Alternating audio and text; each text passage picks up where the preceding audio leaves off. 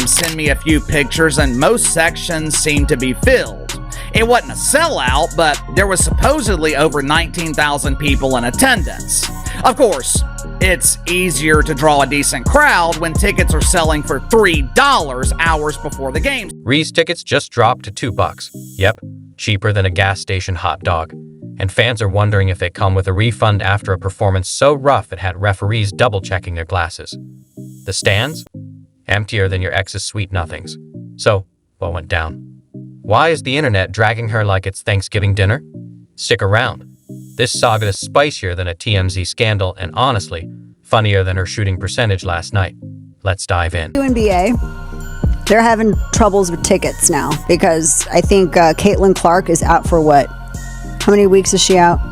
She's ruled out for the June 7th game. That's when she was supposed to meet up with Angel Reese again.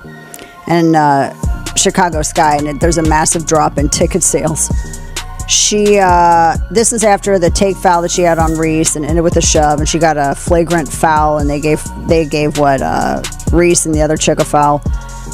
And I don't know, I guess she has a left quad strain, and she's gonna miss at least 4 games, is what they're saying. Yeah. $3. That's all it takes to catch a professional basketball game.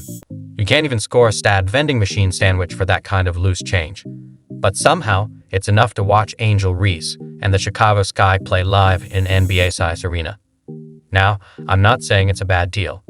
Technically, it's a better bargain than most JV high school games.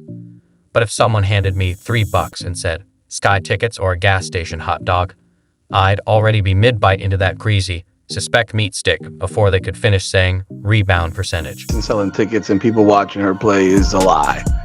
It's been proven time and time again, and it's been once again proven in a very embarrassing fashion for Angel Reese and the Chicago Sky, as Indiana travels to Chicago tonight at 8 o'clock start to take on Angel Reese and the Chicago Sky, and they're playing without Caitlin Clark. Apparently now Stephanie White will not be at the game. I'm not even doing a video on that. I see a whole bunch of stuff being on that. I couldn't. And here's the twist. 19,000 fans packed the arena. Nope, not a typo. Sounds like a slam dunk for the WNBA. A banner day for women's hoops. Until you realize why they were there. It wasn't for the Chicago Sky. The crowd showed up in full force for the other team. The Indiana Fever. Why? Because the Sky were playing against none other than Caitlin.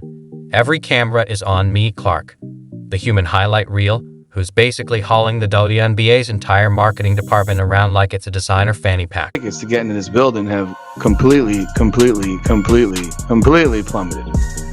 It's hitting levels of Miami Marlins baseball games. And for those of you who don't know, I could get a ticket for a Miami Marlins baseball game to sit row 3 for $5. That's how bad it is for Miami Marlins. Sure, 19,000 people showed up, but let's not kid ourselves.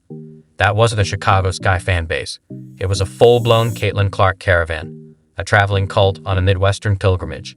And even with her drawing power, Chicago still had to slash ticket prices to blockbuster-era levels just to fill seats.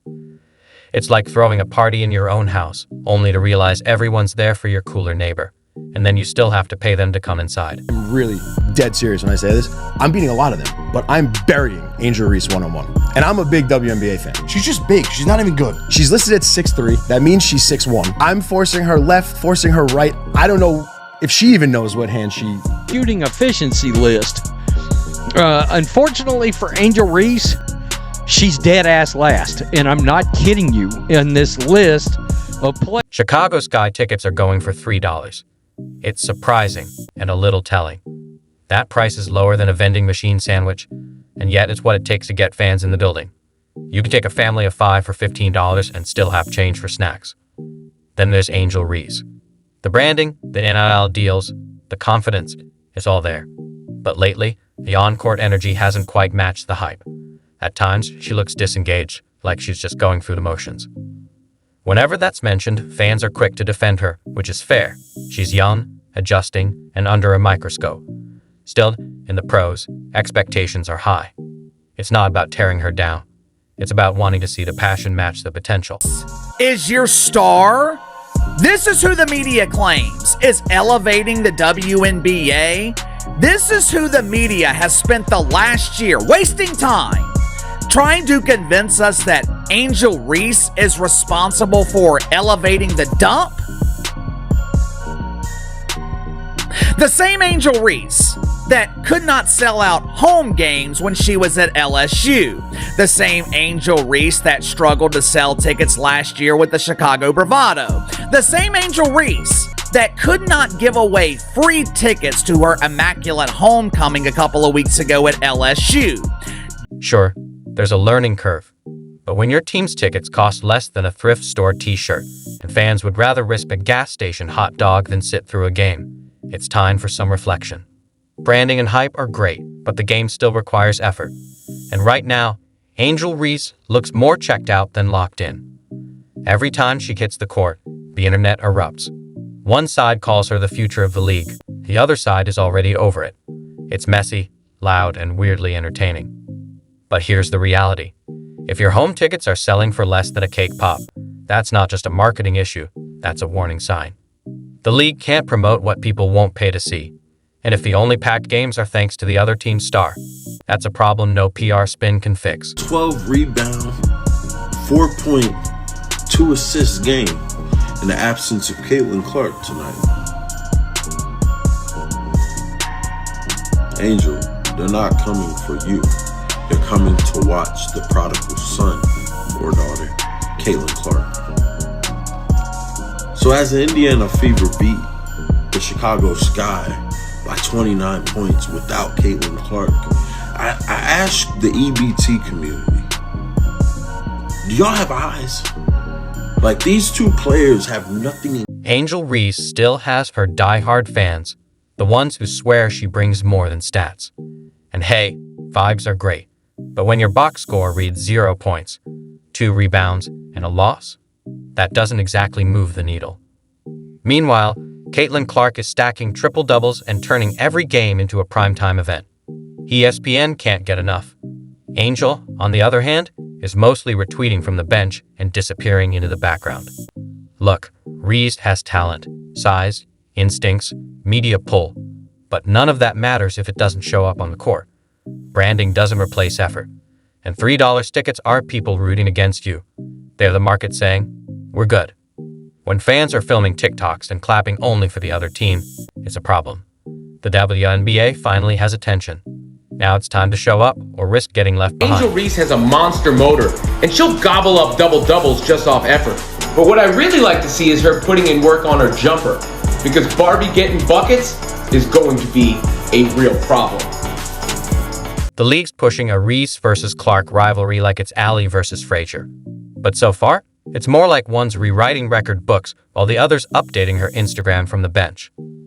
This was a home game, and still, $3 tickets. That's not hype. That's clearance. Fans came for Bayou Barbie, but got 3/4 of nothing. Reese looked like an NPC just jogging through the motions. When she finally scored, the crowd didn't cheer. They blinked, confused. Wait, that was her first.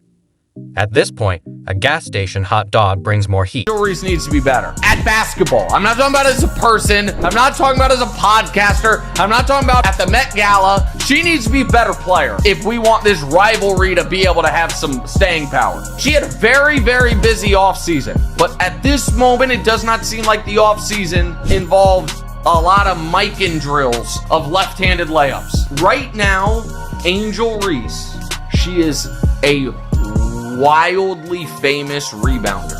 Somebody had the funniest tweet on this. The Caitlin Clark Angel Reese rivalry is like if Kobe had a rivalry with Mark. Nobody was asking for 40 points, just some effort. When tickets cost less than a Gatorade, fans expect more than 4 points and a stare down on the way out.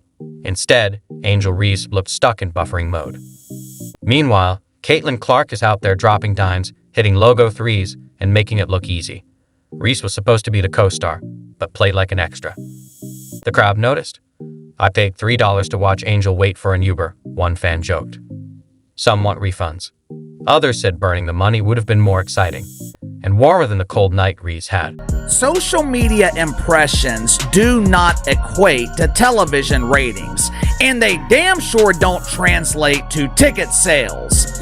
The media can continue framing this narrative that Angel Reese is driving the WNBA's growth, but once again, we have data that proves Angel Reese is not a draw. No, you don't. You want to watch her in social media land. I'm going to remind you, you love the influencer that is Angel Reese.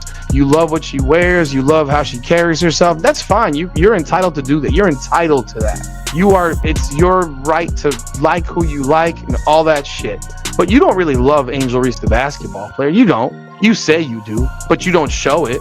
You don't show it. How do you show something when you don't watch or play games? There's a reason that TV ratings exist. And I've had all the comments around TV ratings saying, nobody talked about TV ratings before this.